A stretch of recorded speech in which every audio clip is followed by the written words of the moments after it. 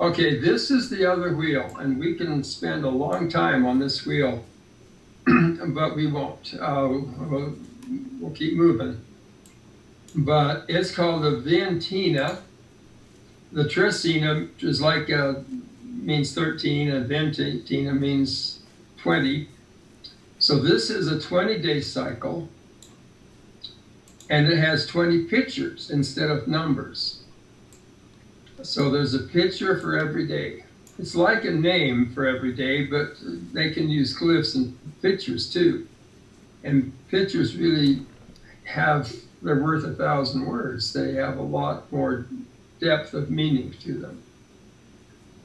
But there's exactly 20 days, and the same thing occurs where it goes round and round, continuous cycle, never inserts an extra day. That's a real key point on these simplest first calendars, in that you don't have to worry about leap days, and you're not keeping track of anything in the sky. You're not trying to follow the sun or the moon, and that's when you have to have a leap day, is when you want to always have spring be on March 21st, and you have to add extra days.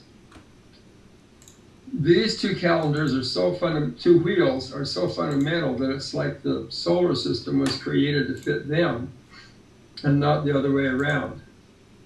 So it dates way back to the Olmecs, 1500 BC, whom I believe were the Jaredites. There's evidence for that. I don't think I'll go through the other pictures and other slides. I'm just right here just giving you the idea that there's 20. So we'll go to the next slide, 31. Okay, now this is the Aztec version of the same 20-day Veintena. And if you have anything from Mexico, it'll have an Aztec calendar stamped on it somewhere, whether it's a wallet or a briefcase or an actual wall hanging. This is only the center part of the famous Aztec calendar. It's the center, about half the diameter. That outside circle of 20 days you see there is about halfway out on a picture of the full calendar.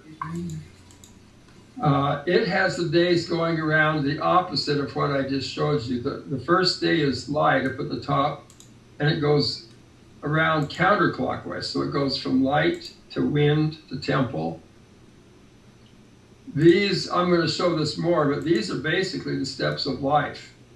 And that was explained to the Catholic priests by the Aztecs and by the Mayans. The Mayans got the more knowledge of what those steps meant. I'm going to have another slide on that, I'm sure, but right now just know that part of the Aztec calendar is a circle that's 20 days. I did the pictures on the last slide, and I had it go clockwise just because we're more used to thinking of things going clockwise.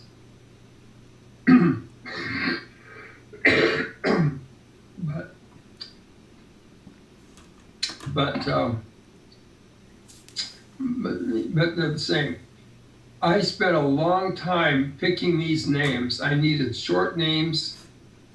There's a book written that has gone to, I think it's 50 different tribes, and found out all of their names. Some of them would substitute something local, like dragon. Not everybody has a dragon, and so some would say that's an iguana. They would use different animals, but it was always the same idea. And temples can be drawn differently, but I tried to capture the essence of the meaning. The first one, light, that's one of the ones that had the most differences in the names. It can be alligator or crocodile. In Mayan, it's a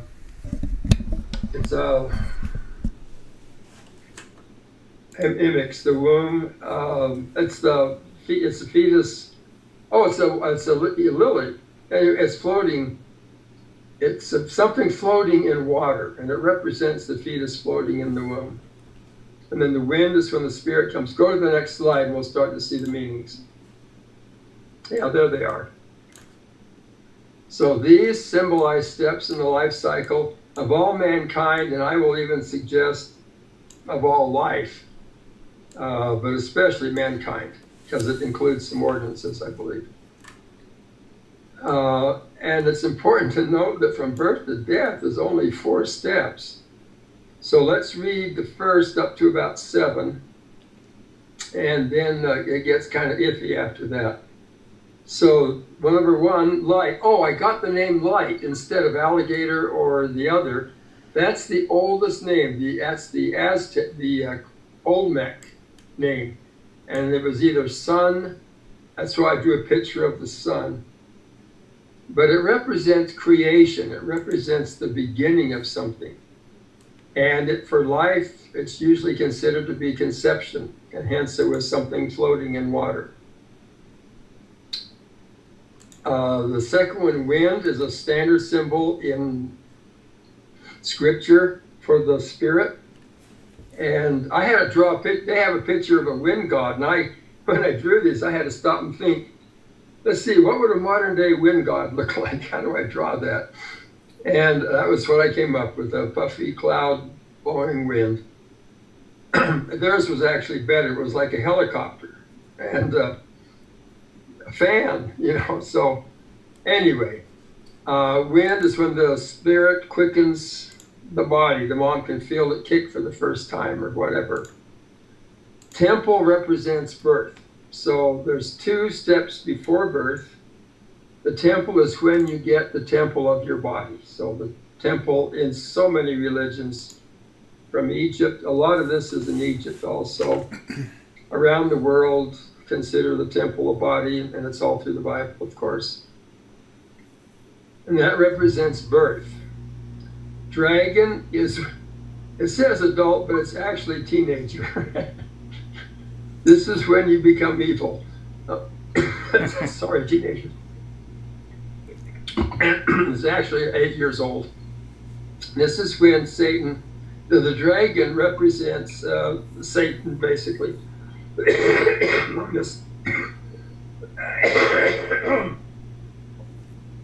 Excuse me. On this calendar. So this is the day when evil enters a person's life. They believe that little children cannot be tempted by Satan. And at 8 years old, which turns out to be a Venus cycle, we'll talk about that in our question period. At age 8, they believe that around that time, they don't say the age, but that's when Satan can first tempt someone. So that's pretty interesting. A sidelight of this is, in my research, we have to resolve in the scriptures where it says little children are innocent and pure, and if they die, they go to celestial kingdom. And how do you resolve that with man as an enemy to God and the natural man until he's baptized? Well, it's the natural man, it's not a natural child. And I associate this Dragon Day with the birth of the natural man. Just like he can have a death at baptism and being born, the true being born again, the real baptism, not just the ordinance. That's like the death of the natural man. This is the birth of the natural man.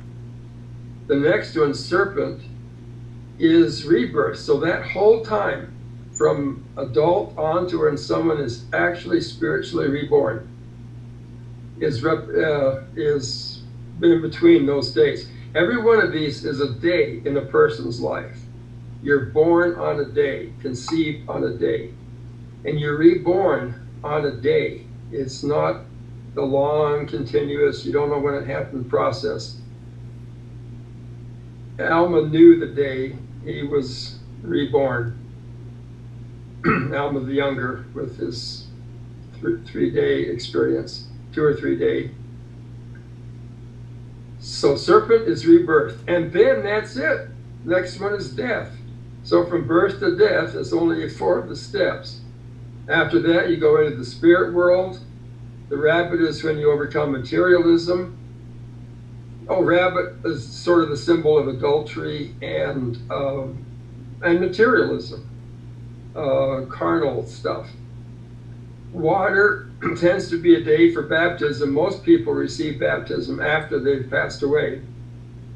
And it has to do with triumph over materialism. The dog is the bottom. These should be shown in a circle, like they had it on the calendar. And the dog is down at the bottom. And it represents the greatest anguish, the greatest suffering of spirit for sins. Why that's after water, I'm not sure. I'm not sure of a lot of this. The monkey, all the priests say, is it's the first rung of coming back up a ladder. They said this spiritual is like a ladder with rungs. Isn't that interesting? And monkey is the first rung, grass is the next one, and it has to do with resurrection. The picture is grass growing out of a skull, life growing out of death, coming back to life, being reborn, that kind of thing. Resurrection seems to have 2 parts, and I don't understand that. But the full resurrection, so one I call rising and the other is resurrection. The full resurrection is a reed, which is what was used to make arrows. Grass is like a young little reed, and then the long, straight reeds are the shafts of arrows. So the reed is like, the arrow is like a mature grass. Those 13 seem to be a set, and that takes you up through resurrection, and that's really, I believe, the end of the story. I'm believing the other 7 days are ordinances, and I don't know that. This is a research project, but jaguar has to do with being sanctified. There was a jaguar priesthood, and that the jaguar is these are opposites. I've got them so there's 10 and 10, so you can see what's opposite of each other. So the dragon is when you become evil. The jaguar is the Aaronic priesthood, I believe, that you need for baptism to get over that. The serpent and eagle are opposites, and the eagle, they had an eagle level of priesthood or knights, and I believe that's more of a fullness of the priesthood. It's more like the Melchizedek, or I don't know if it's patriarchal, but it's a higher priesthood or higher ordinances. The condor, I believe, is actually the thunderbird. It's from the vulture family. And a vulture is an animal that can put its head into death. It eats carrion. It's something that is much stronger than death. And it flies the highest. It flies higher than an eagle. Hence, I believe it's the thunderbird. So it has all this symbol of opposites and priesthoods and what. Quake is shaking, and it has to do with motion and life. And this condor might be patriarchal priesthood, Aaronic, Melchizedek, patriarchal. And this has to do with life and new life, and I don't understand it really. Flint is some sort of perfection, and it represents sacrifice. This is a knife for offering sacrifice. Storm, it says, is when divinity starts to manifest itself. It's fire. Water is water on the ground, and this is rain of fire. So it's a rain of fire. It's fire from, it's like water, but the fire and water are opposites. But it's fire from heaven. Lightning, I would have called it lightning, but that was too long of a word. And so I've got storm for the short word, but lightning for the meaning. And flower is when you become one with God. This is the lotus flower of those nations. It's a wild rose. That's a rose. For those that know what a wild rose looks like. But that's when you become one with God. So that slide's worth spending a little time on. So they're the steps of life. And I can, this is worth sharing. Wow, we're almost time. this is still worth sharing. When I first was receiving this, I was praying to know about physics and the Mayan calendar, and I wasn't doing anything religious. I was trying to understand the calendar. And I kept getting all of this information on life. And it's like it was for somebody in biology. And I was showing what the beginning of life is, and a little plant is born when its little head comes out of the warm, black, wet soil. Not warm, just black and damp. And when it sticks its head out into the sun and the dry, that is the day a plant is born.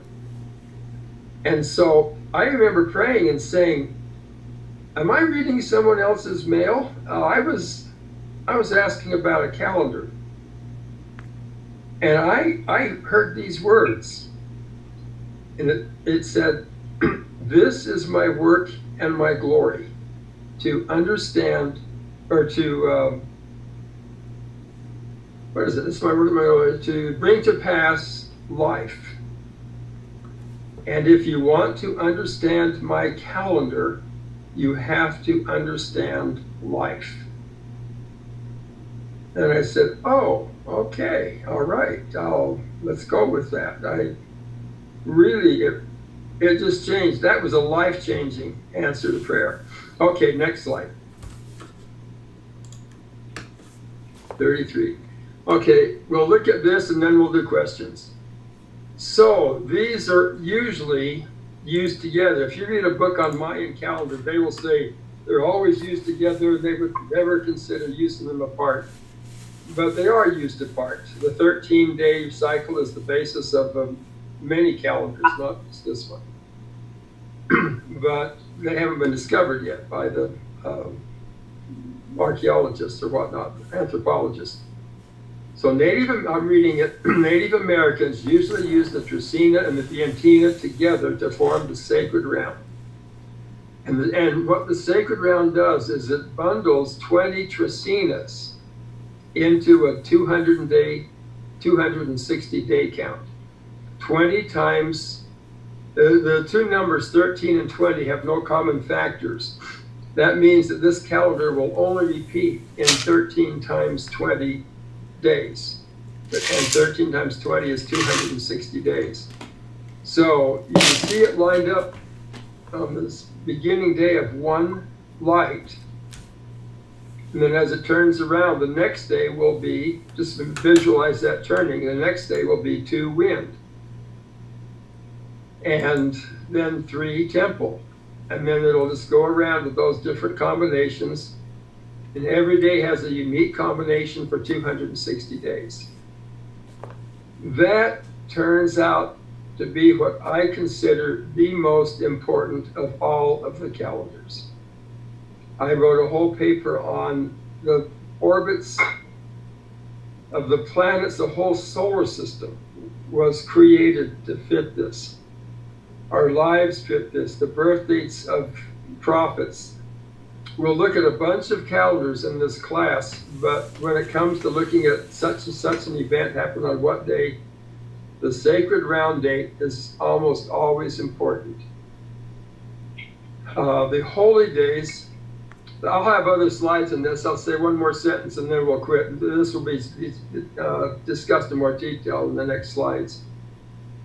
But the days number 1 and 13 are holy on any picture, and they're most holy on certain pictures. And we'll go into that. But this calendar, it's a little tricky, but this is worth spending a little time on because it's foundational. Okay, we'll stop. We only did a few slides, but there's a lot of information there. We'll stop there, and now I will go to questions. I have 5 questions that have been sent in, 4 from Glenn's group and 1 other. I'll say first. But even before I answer the questions, I want to talk about questions. The Lord said, ask and ye shall receive. That is a true principle, and it works not only for asking the Lord, It works for asking me. When you ask a question, it triggers my mind on something I probably wouldn't have even thought of to say, and maybe if you had waited to say, well, maybe he'll cover it later, maybe I won't. It doesn't come up otherwise. Someone asked me a question. Well, that whole last paper on a flat earth was someone asked a question. And I thought that needs to be a paper. A lot of people take that really seriously, and I need to write more on it than I've never written on it. Someone asked a question last week to me. I'm doing constellations on my Instagram class. Wait a minute. And I had a constellation for Peter, and I had one for John. And someone said, well, what about James? I had just been debating if I should do James because I didn't have as much evidence to show I was right. But the question made me think, yeah, you're right. Everybody's going to ask that question. I need to do that. I've done research, and that research has led to not only about 10 slides on Instagram, but an entire paper on stars in the Dragon constellation, which I just published on my website today. For you that are interested in this material, I recommend you read on my website today this article about the Dragon stars. It has information, pardon me, my phone's going crazy, but that's okay. And that was for everybody. A lot of my papers are not for everybody. They're telling you how the wheels in a Swiss watch work, and you don't care about that. And I don't advertise those. This one is something I think everybody should read. It has but that all came because somebody asked a question. And by the way, it doesn't even mention James in the paper. So questions are huge. Okay, let's do the questions. By the way, one more thing on questions. I once in college in a class, we're getting ready for the final test. The teacher said we'll have a review on this day. We all show up, and at the first of the review, he said, okay, are there any questions? Nobody raised a hand, and he said, oh, good, no questions, then we're all done. And he left. We were shocked. I thought that was terrible at the time. Now I understand it. God's kind of that way. All right, moving right on. The first question I received, Glenn, oh yeah, there's the picture. I'm not looking at that. 7 Dragon Star Holidays, yes. Don't look at that now. We can't do that. Go back to my slides and go to slide number 70. Yeah, now type down and go to 77 and hit it. Good, it worked. The question someone wrote in was, they said you talked about the period of Venus as seen from the Earth as being different as of the period of Venus as from the sun. And they said, what does that mean? I got a slide on that. See, and when you write in the question first, then I can look up the slide number and give you a better answer.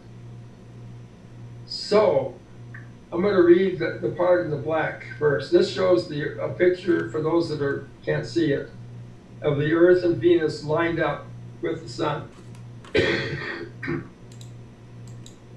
And that point, by the way, is called the heliacal rising of Venus. It's where Venus passes the sun, passes the Earth as they go around the sun.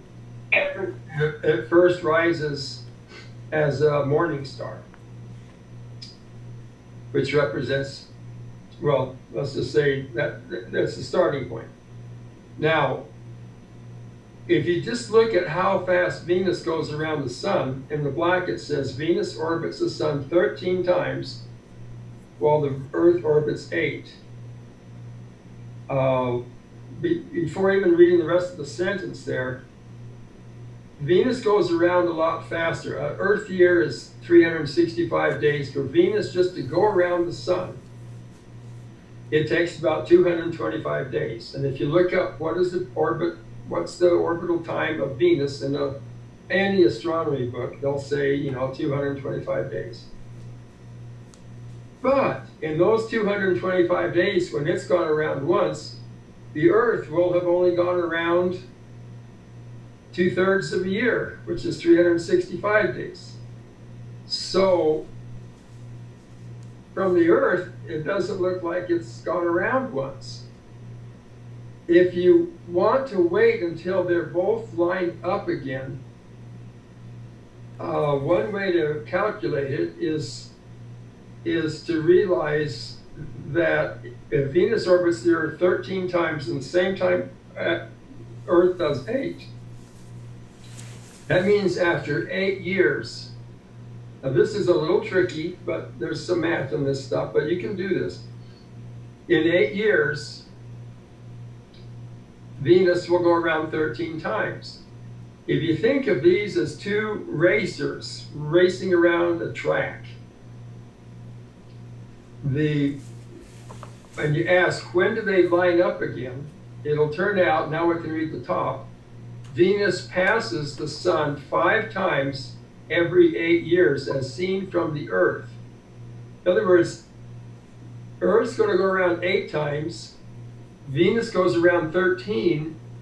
That means we are the runners on Earth, we lap Venus 5 times. We go 5 times more. 13 minus 8, 5. So we go 13, they go 8. So from Earth to have us, what I mean seen from the Earth is when they line up like the Earth, like from heliacal rising to heliacal rising, resurrection of Venus to resurrection. That turns out to be 584 days. And so it's way different. Instead of 225 days, it's 584. That number is hard to find in an astronomy book, but all the calendars are based on this, on how it looks from the Earth. And so the Venus cycle is 584 days. Okay, that's the end of that. You can leave that slide up if you want. I'll do the other questions now. Oh, first I'll do all the questions and then I'll ask if there's any questions about the questions. Okay, because that's a little tricky, but that's how it is. The questions that I got from Glenn's group are these. Number one, are there any sacred calendars still actively used? Some Indian tribes still use, and they have to do it fairly secretly, the sacred round.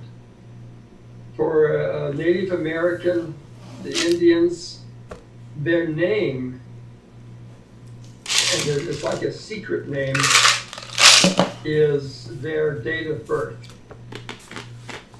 And when they were being conquered by the white men would ask their name, and they wouldn't tell it, because the name, when you knew their name, you knew way too much about them, because they had an astrology that kind of went with the names and the numbers, and it was just like, it's too personal. And they would make up names, and they got around that. But anyway, some tribes, and I can't tell you which ones. There is a book out called the Cherokee, what is it? That's by Raven Hale.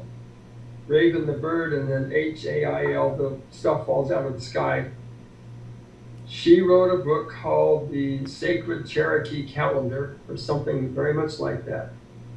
And I can't remember if she said I think they're still using it. And it's the same calendar as the sacred round. Some others, the Hebrew calendar is one of the sacred calendars. And number 2 is going to tie to number 1. What calendar do the Jews currently use? They have used since AD 200 a calendar put together by Hillel II, one of their head rabbis. Before that, in Judea, at the time of Christ, they used an observational form, and it's probably the one given to Moses. And Christ used the one, I believe, given to Moses. And that was observational. You go out and you actually watch the moon. When can you see the thin crescent for the first time? That is the first day of the month, that kind of stuff. And the old rabbis say that Moses was shown pictures of the moon and all kinds of stuff so that he would know how to run the calendar and do the ordinances on the correct days. After the temple was destroyed in AD 70 and the dispersion where Jews had to flee, and they go all up through Germany and Switzerland. There's 2 times that the Jews went up through Europe, and if you look at German, there's the old Low German and the new High German. Low German is where the old Jewish Hebrew language mixes in with the language they have, and High German is when the Aramaic language mixes in. If you look at an English dictionary, it'll say about 1/3 of the words, if you look at the origins, it'll either say unknown or Germanic, and those are the same meaning. Germanic means they have no clue where this came from. But it turns out, if you look at those 1/3 of our English words that are Germanic, 1/3 of those come straight out of Hebrew. And this was discovered almost 200 years ago. It's called Graham's Law. And it's been really hushed up because anything to do with Jews and being, anyway, it's sort of confidential. But the point is the Jews were spread all over. I got off a little bit on the language. But you can follow where they went by the language where it went. Anyway, they didn't have a calendar, they didn't have the priests, and so in 200, they came up with a calendar that Jews all over the world could use. They still use that calendar. It's very accurate on where the moon is. It's not accurate as the month of the year is. And when I did my work, I realized it needed to be corrected. It was fine for the Jews using, and I think the Lord uses that for certain things. But his calendar needed to be corrected, and so I've come up with what's called the perpetual Hebrew calendar, and it differs by a few days from the traditional one. But it's almost the same. I had to go through all the rules and say which one is true and which one is not, and I did that. And so I use the perpetual Hebrew calendar. Number 3, are any sacred calendars not based on a star, moon, or constellations? Yes, I've just gone through some that are just counts of a day. In fact, all the ones we've looked at, the priest calendar is counting weeks, and the sacred round is counting Trecenas, not based on anything in the sky. The Hebrew calendar is based on both the moon and the sun, and the only one based on stars and constellations is, in fact, that I know of, is called the star calendar. But it's only one out of about 10 different kinds. So one will just follow the planet Venus, and the calendar, all it does is tell you, where is Venus today? Is it a morning star? Is it an evening star? What phase is it in? Same with the moon. Is it a new moon? The Hebrew calendar will tell you whether it's a new moon or a full moon, just by the day of the month, because every month starts on a new moon. So some sacred calendars are just counts of days. But all of them, if they're not just counts of days, they're all based on, all the ones I know are based on something in the sky and tracking it. Next question, are there any sacred calendars based on the moon and the sun? Yes, that is the Hebrew, that's the Hebrew calendar. Every month starts on a new moon, and every year starts, well, they have 2 starting points, but the one I call the beginning of the year is in the spring, and it's supposed to be set up where Passover occurs, well, let's say it this way. The first day of the year occurs nearest the spring equinox, when the sun the March 20th, 21st, when the sun rises due east, and it's springtime. We call it the first day of spring. The Hebrew calendar, when we look at that, it will start on the new moon nearest the first day of spring. That the real one. Now, the one they use, the traditional one, has wandered away from that, and so the perpetual one differs by a whole month sometimes because it's the wrong new moon. I don't know of any. For the second part of the question, is there one that is based on the moon and stars? Oh, yes. Matter of fact, it's part of the star calendar. The star calendar has holy days on it, and I'm just finishing understanding what all of them are. But there's holy days for all the bright stars. There's a holy day for the moon. Takes about 28 days to go around through the stars. It takes 29 and a half to go around through its phases. See, that's the difference between from the earth or from the stars. But in those 28 days, 28 divides exactly into 364 days in that year, 13 times. And so every 13 days going around, there's 28 stations of the moon. And I'll have a paper on that hopefully in a couple of weeks or soon. I've pretty much got those all figured out.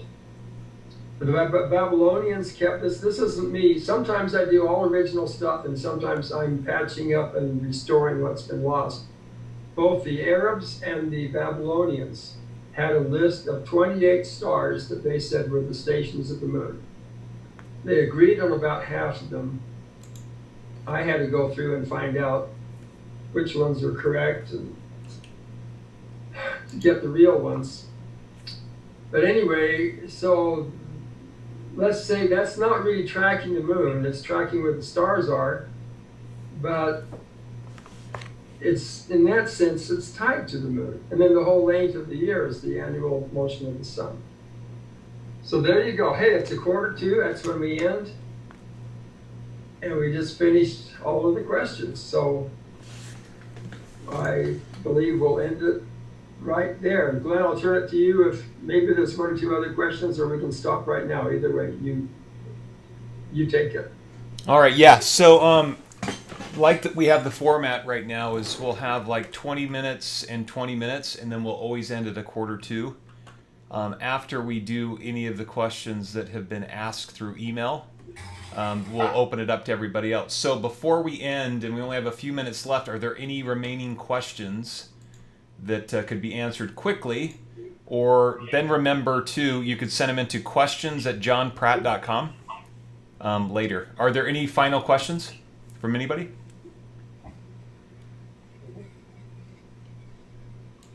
Nope. All right. It looks like we're good. Let's conclude then.